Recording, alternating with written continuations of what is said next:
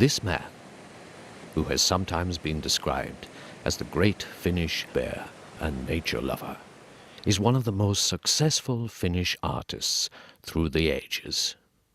He is the academic Tapio Wirkkala, the leading figure of modern Finnish design.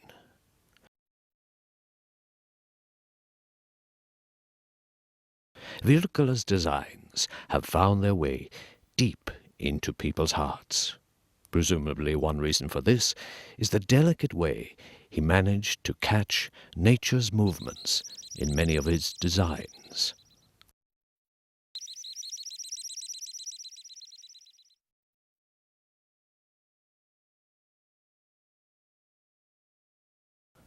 Dutch art historian Edie de Wilde recounted the basis of Wirkkala's designs.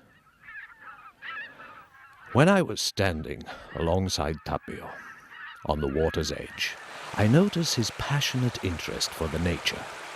He could stand still for several minutes observing the movements of water or concentrate on watching birds fly. He would study the texture of a leaf or the rounding of a stone in running water. This kind of observations were the basis of his work. The foundation of Wirkkala's work was the further qualifications in ornamental sculpting. He inherited his artistic gift and hand skills from his parents. Käsillä tekeminen merkitsee minulle paljon. Voisinpa sanoa, että sillä on minulle melkein terapeuttinen merkitys veistäessäni ja muovaillessani luonnon materiaaleja. Ne innostavat minua ja houkuttelevat uusiin kokeiluihin. The 1950s was the decade of growth for Finnish design. The war and depression were over, and new materials became available. The mood in society was generally optimistic as the Finns prepared to support their sportsmen in the 1952 Helsinki Olympic Games. By then, Wirkkala had already achieved major foreign awards, and his name was well known, which led to new design assignments, one of them being a special assignment to design postage stamps for the Olympic Games. Once again, people had time for sports, beauty, and art, and individually designed everyday objects.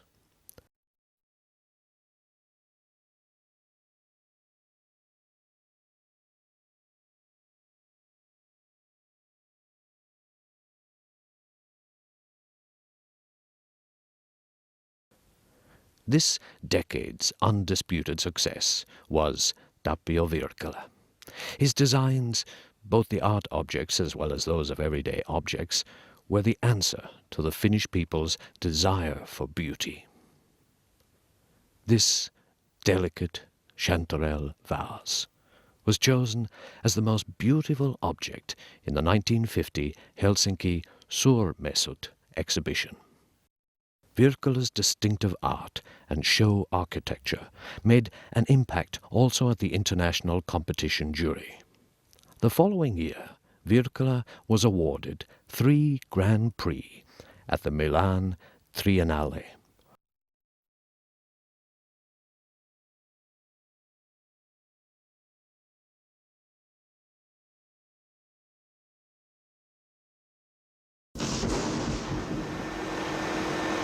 The first glass series, designed by Wirkkala for Iittala Glassworks, was called Tapio. The air bubble inside the stem is still handmade with a blowpipe method. This glass became immediately an internationally awarded product.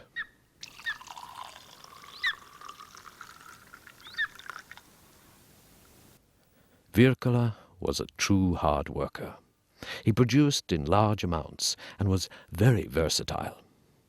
Where did he find the inspiration that lasted for decades?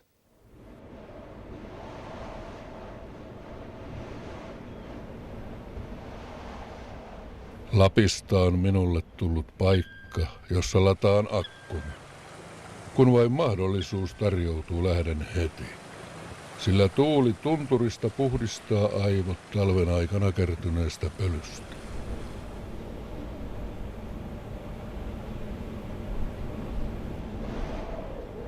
Wirkkala found his inspiration from Lake Pada's shores, far away in Lapland.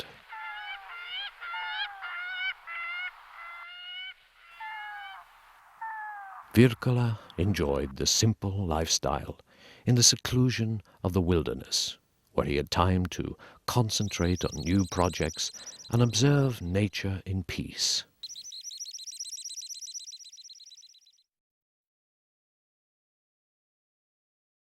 Wirkkala was a great nature lover, but he was not an unsociable loner, not by any means.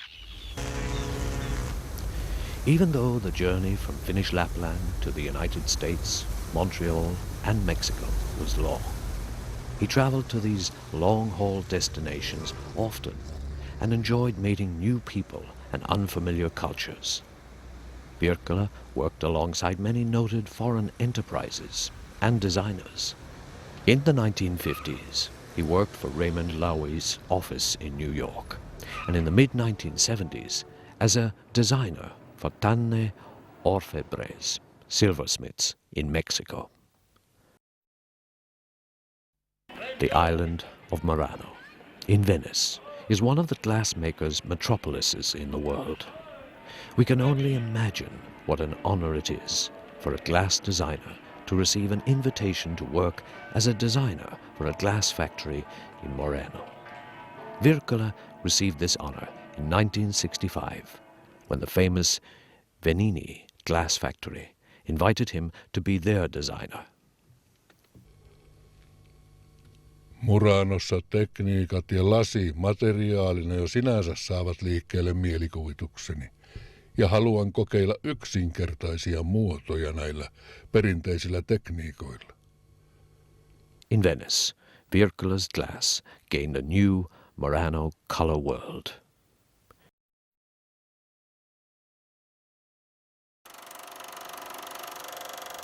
In the 1960s, the Finnish standard of living improved, and the technology took huge leaps forward. The connections to the United States became better and quicker when Finnish airline Finnair opened a new direct route from Helsinki to New York in 1969. Wirkkala was to design the glassware and utensils for the first class of the American planes, and the design was to embody the origin of the planes, as well as to represent internationally rewarded modern Finnish design. Tapio Wirkkala was eager to search and try new things. He was especially interested in the surface structure of glass. He wanted to represent the travelers with a clear and clean piece of Arctic ice. A new method solved the issue. When the glass mass was blown into an uneven mold, it created an ice-like surface on the glass. Ultima Thule collection, the iced glass inspired by the wintry landscape, was born.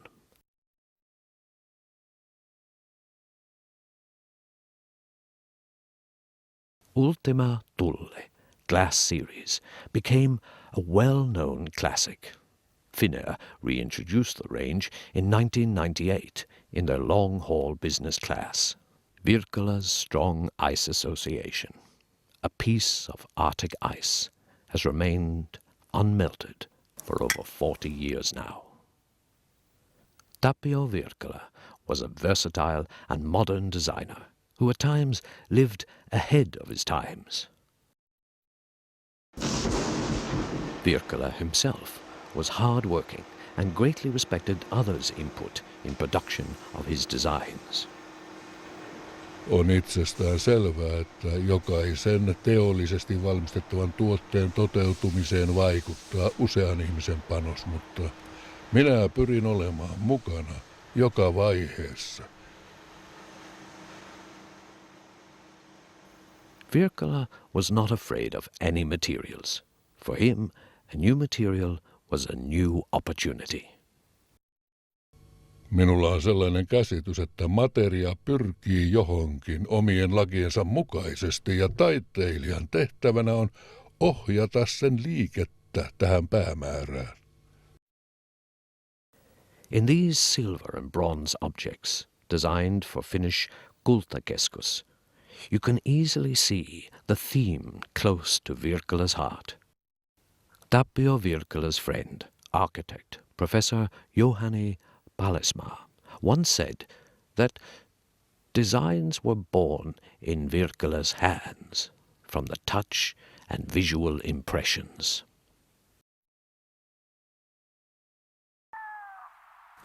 Wirkkala has often highlighted the Nordic nature as a setting to his modern style, but it was much more than that. Lappi voi lumota taiallaan. Tiedän toki, että joillekin ihmisille se saattaa olla pelottava kokemus asumattomien taipaleidensa vuoksi ja hiljaisuuden vuoksi. Hiljaisuus on niin huutava, että sen voi kuulla. Sen kuulee katsellessaan keskiyön aurinkoa kesällä.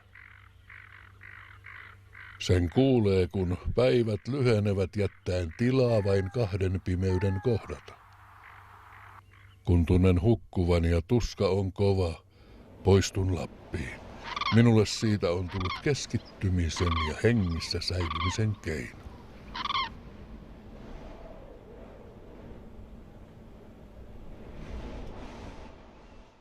The manager of Rosenthal Porcelain Factory also noticed what great effect nature had on Wirkkala.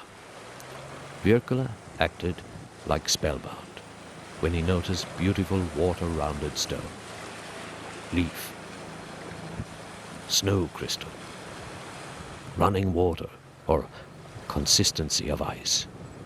When he created our anniversary design century, the inspiration came from a sea urchin.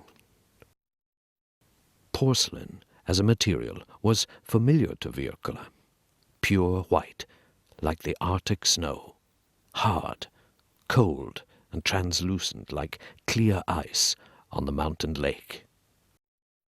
Individually designed, beautiful porcelain ranges were a great success. One of the designs was accepted by the Museum of Modern Art in New York, which current collection has 3 of Wirkkala's designs.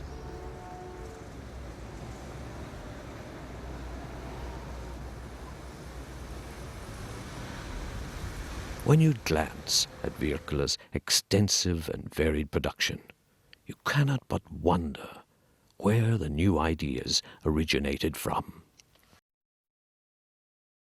Usein idean synnyttää sattuma ja sysäys lähtee aivan toisesta asiasta kuin oli tarkoitus.